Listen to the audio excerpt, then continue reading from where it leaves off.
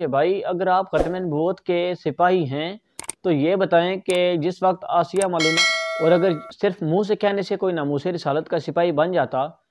ناموس رسالت کا علمدار بن جاتا، اور اگر یہ بات ہوتی تو نواسہ رسول کا بھی، بلکہ ناموس رسالت کی حفاظت کے لیے اور پہرے داری کے لیے شل کھانے۔ الصلاۃ والسلام علی سید الانبیاء والمرسلین، اما بعد فاعوذ باللہ من الشیطان الرجیم، بسم اللہ الرحمن الرحیم۔ ناظرین، گزشتہ روز یوم یکجہتی کشمیر کے موقع پر شیخ رشید صاحب نے جو بیان فرمایا اکثر لوگوں نے سنا ہوگا۔ اس میں شیخ رشید صاحب یہ کہہ رہے تھے کہ خاص طور پہ علماء کو اور ٹی ایل پی کے جو کارکنان ہیں یا ٹی ایل پی کے جو رہنما ہیں ان کو مخاطب کر کے انہوں نے یہ کہا تھا کہ میں آپ سے اچھے کی امید رکھتا ہوں، اور جہاں تک بات وہ کر رہے تھے ختم نبوت کے معاملے پر،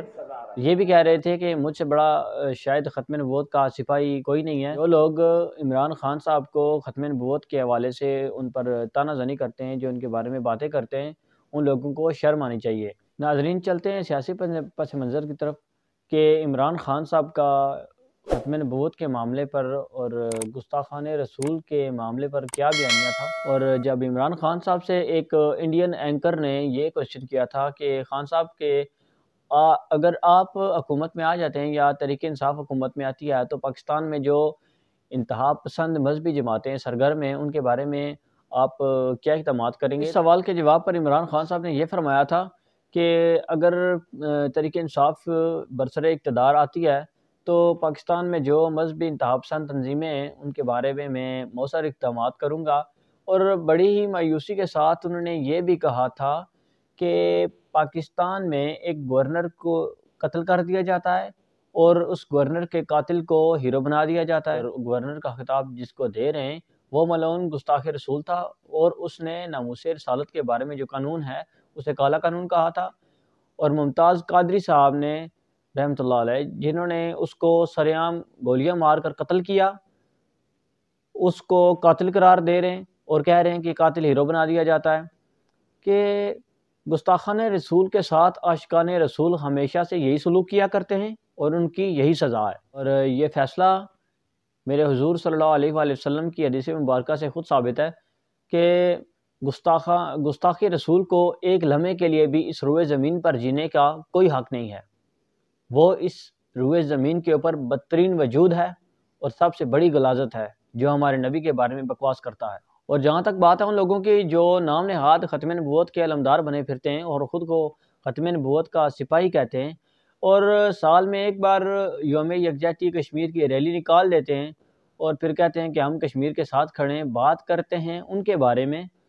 تو دوستو ان حضرت کے بھی جو ختم نبوت کے اوپر بل پیش کیا گیا تھا، ترمیمی بل جو پیش کیا گیا تھا، اس کے اوپر ان کے بھی سگنیچر موجود تھے۔ اور میں ان سے یہ سوال پوچھنا چاہتا ہوں کہ بھائی اگر آپ ختم نبوت کے سپاہی ہیں تو یہ بتائیں کہ جس وقت آسیہ ملونہ نے گستاخی کی تھی اس وقت آپ کہاں تھے؟ اس وقت یہ سپاہی کہاں تھے؟ کیا چھٹی پر گئے ہوئے تھے؟ جب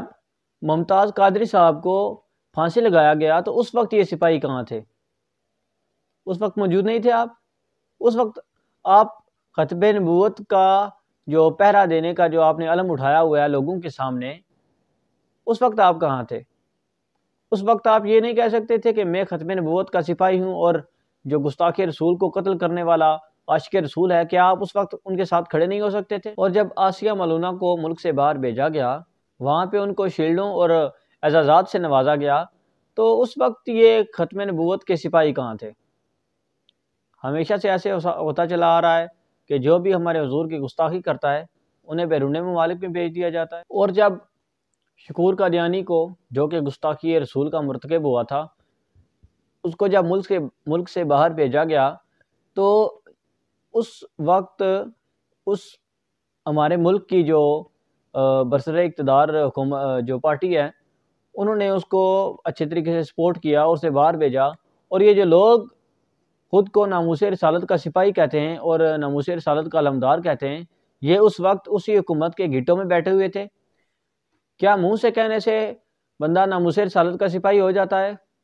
اور اگر صرف منہ سے کہنے سے کوئی ناموس رسالت کا سپاہی بن جاتا، ناموس رسالت کا علمدار بن جاتا، اور اگر یہ بات ہوتی تو نواسہ رسول کبھی کربلا میں جا کے اپنا پورا کنبہ شہید نہ کرواتے، وہ اپنی رسم شبیری کبھی ادا نہ کرتے، وہ بھی اپنے مبارک زبان سے کہہ دیتے کہ ہم ناموس رسالت کے سپاہی ہیں۔ کیا آپ ہماری جوانیاں اور آپ کی جوانیاں کیا ان سے زیادہ خوبصورت ہیں؟ کیا آپ کے جو نام ہیں کیا ان کے نام سے زیادہ اونچے ہیں؟ کیا جو آپ کے پاس عہدے ہیں ان کے عہدے سے زیادہ بڑا ہے؟ نہیں، نہ منہ سے کہنے سے کوئی ناموس رسالت کا سپاہی نہیں بن جاتا، بلکہ ناموس رسالت کی حفاظت کے لیے اور پہرے داری کے لیے شل کھانے پڑتے ہیں۔ سردیوں کی ٹھٹھرتی راتوں میں بنا چادر کے سڑکوں پہ سونا پڑتا ہے، جیلیں کاٹنی پڑتی ہیں، پتھر کھانے پڑتے ہیں۔ منہ سے کہنے سے کوئی سیاسی مذہبی لیڈر کوئی بھی ہو، منہ سے کہنے سے وہ ناموس رسالت کا سپاہی نہیں بن جاتا۔ سیاسی قید کو ناموس رسالت کا حوالہ دے کر یہ بتانا کہ ہم نے ناموس رسالت کے لیے قید کاٹی ہے، اور جن کے دفاع میں یہ صاحب باتیں کر رہے ہیں کہ ناموس رسالت کے حوالے سے لوگ ان کے اوپر تانا زنی نہ کریں، تو نون لیگ والوں نے جب یہ بل پیش کیا تھا، نون لیگ کے بعد پاکستان کی دو بڑی سیاسی جماعتیں ایسی تھیں جنہوں نے اس ترمیمی بل کو کامیاب بنایا تھا، جس میں پی ٹی آئی اور پاکستان پیپلز پارٹی بھی شامل تھے، اور ان کو ان دونوں سیاسی جماعتوں کے 21 ووٹ ملے تھے ترمیمی جو بل تھا اس کو پاس کروانے کے لیے۔ اور اب جب بات آتی ہے ناموس رسالت کے حوالے سے تو جٹ سے کھڑے ہو جاتے ہیں اور کہتے ہیں کہ ہم ناموس رسالت کے علمدار ہیں اور ہم ناموس رسالت کے سپاہی ہیں۔ یہ بات میں اپنے ناظرین کو باور کرواتا چلوں آخر میں کہ ہمارے اکثر سیاسی جو لیڈرز ہیں وہ یہ بات کرتے ہیں کہ دین کا سیاست کے ساتھ کوئی تعلق نہیں ہے،